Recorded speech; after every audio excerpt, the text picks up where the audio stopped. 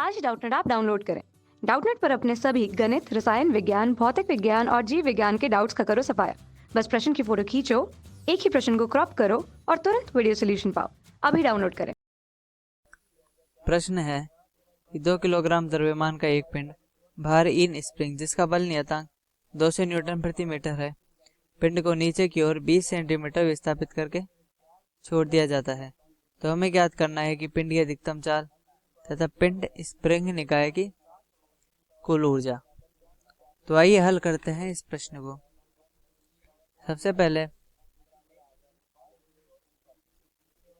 2 kilogram का एक पिंड है जिसका बल नियतांक और एक स्प्रिंग है 200 न्यूटन प्रति मीटर, यानी कि 2 न्यूटन प्रति सेंटीमीटर, यदि हम इसको सेंटीमीटर में बदल दें, और नीचे की ओर 20 सेंटीमीटर विस्थापित, यानी कि a बराबर 20 सेंटीमीटर जो इसका आयाम आता है।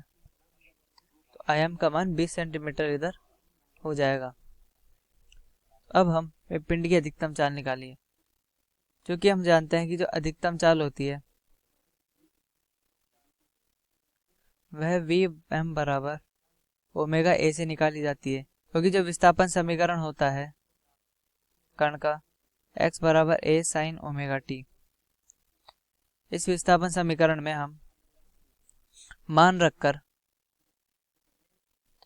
यानी कि इसका अवकलन कर दिया t के सापेक्ष, तो यह आएगा कि omega a cos omega t। तो वहां से हम देख सकते हैं कि यदि जो अधिकतम चाल निकालने के लिए हमारे पास cos ओमेगा t का मान 1 होना चाहिए, जिससे कि अधिकतम चाल निकालने के लिए हमारे पास यह सूत्र बनकर आता है कि Vm का मान ओमेगा a होना चाहिए, ओमेगा a होगा। तो Vm बराबर, अब चूंकि हमें सबसे पहले ओमेगा निकालना है, तो ओमेगा को हम लिख सकते हैं अंडर रूट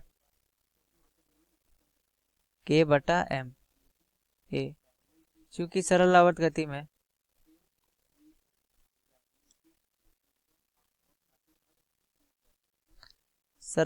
गति में जो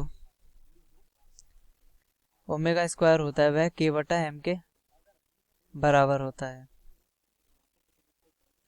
तो इस प्रकार Vm बराबर हो जाएगा, k का मान है 200, मैं इस तरह 200 न्यूटन प्रति मीटर में ही रख रहा हूँ, गुणा 2 गुणा a का मान हमें 20 सेंटीमीटर है, मैं इसको 0.2 में रखता हूँ, तो 10 गुणा 0.2 यानी कि 2 मीटर प्रति सेकंड। तो इस प्रकार हमारे पास अधिकतम वेग निकल कर आता है। अब हमें निकालना है पिंड स्प्रिंग निकाय की कुल ऊर्जा।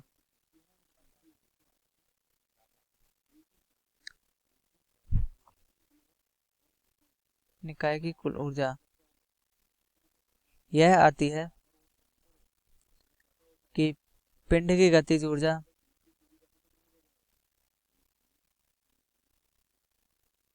प्लस जो स्प्रिंग है उसकी स्थितिज ऊर्जा, स्प्रिंग की स्थितिज ऊर्जा। यदि हम मध्य स्थिति की बात करें, मध्य स्थिति पर स्प्रिंग अपनी मूल लंबाई में होती है, अर्थात ना तो वह संकुचित होती है और ना ही वह प्रसारित रूप में होती है, यानी कि ना ही वो कंप्रेस होती है और ना ही वह एक्सपेंड होती है, तो मूल लंबाई में होती है। तो यदि स्प्रिंग अपनी मूल लंबाई में रहेगी तो उस पर कोई स्थितिज ऊर्जा लगेगी ही नहीं, क्योंकि स्थितिज ऊर्जा लगने के लिए स्प्रिंग का अपनी लंबाई से ज्यादा या कम होना जरूरी होता है। तो स्प्रिंग पर स्थितिज ऊर्जा वह लिखी जाती है 1/2 kx स्क्वायर, और x है स्प्रिंग कितना प्रसारित हुई है या कितना संकुचित हुई है।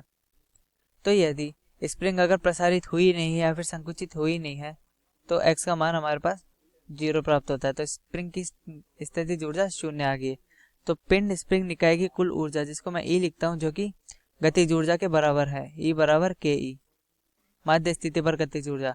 और चूंकि हम देख सकते हैं कि मध्य स्थिति पर जो वेग है वह अधिकतम वेग प्राप्त होता है, तो हाफ m Vm स्क्वायर, तो हाफ 2 किलोग्राम का पिंड है और 2 की ऊर्जा यानी कि 4 जूल।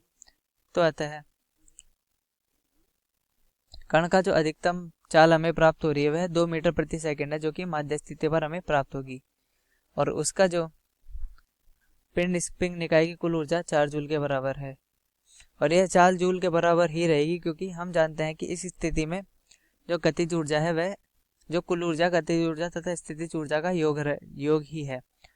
और यदि गतिज ऊर्जा कम होती रहेगी तो स्थितिज ऊर्जा बढ़ती जाएगी, स्थितिज ऊर्जा कम होती रहेगी तो गतिज ऊर्जा बढ़ती जाएगी।